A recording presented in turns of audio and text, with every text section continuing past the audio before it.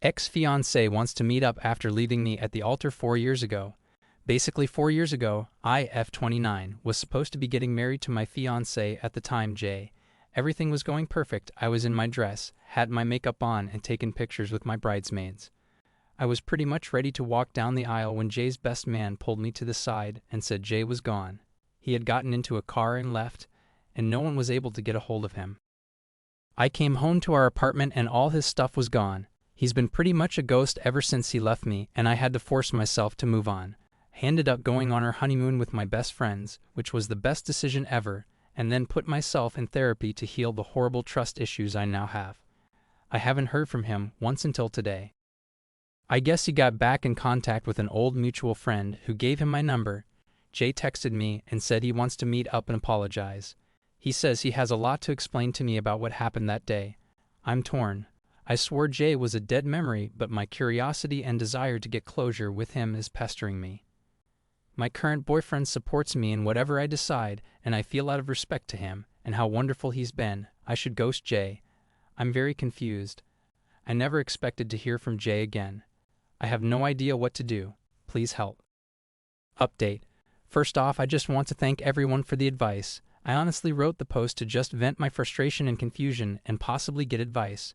I honestly forgot about the post for a few days until my sister and I were talking, and she mentioned she saw a post from some girl getting left at the altar and X showing up again years later. I told her it was mine, and she has been pushing me to do an update post. I figure it might be therapeutic to write everything down as final closing of the J chapter. This all happened 2 weeks ago. Against most of the advice, I did meet up with Jay. As a lot of you said, it did not add any value to my life. Also, it was part of a 12-step program, and he was making amends. We met up at a park, and my boyfriend came with me. He sat off to the side while Jay and I talked.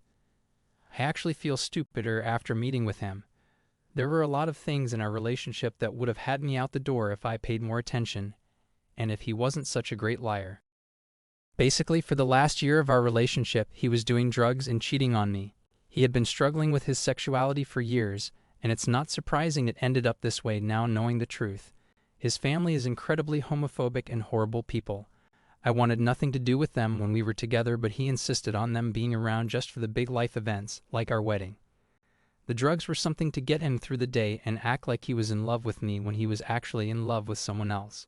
He had met his boyfriend at work, and I had actually met him a few times when I'd drop off lunch for Jay. When our wedding approached, his boyfriend said he needed to choose, and Jay chose him. So he packed his bags up and pretended everything was great until his boyfriend picked him up and they moved 2 towns over. I asked him if he was still with his boyfriend, and he said no. He thought he could quit the drugs once he was free of his family and lying, but he couldn't. His boyfriend found out and left him. He kept going, getting high and hooking up with randoms. One of his regular hookups ended up overdosing while they were asleep in the same bed and died, and he realized he had to get sober. He apologized for not just being honest with me and leading me on like he did. He wished he could go back and be truthful because I would have been the most accepting of him being gay out of everyone. He said he missed me when he left because even though he didn't love me romantically, I was his best friend. It was a lot to take in.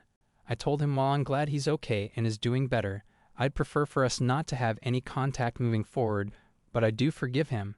He said he understood and he was only in town for a few more days, and he'd be gone for good again. I'll admit when I got home, I cried. My boyfriend held me and ordered me my favorite takeout. He's been really the best and didn't pressure me to talk about anything until I was ready. So if I got anything out of the worst day of my life, it's led me to who I'm with now.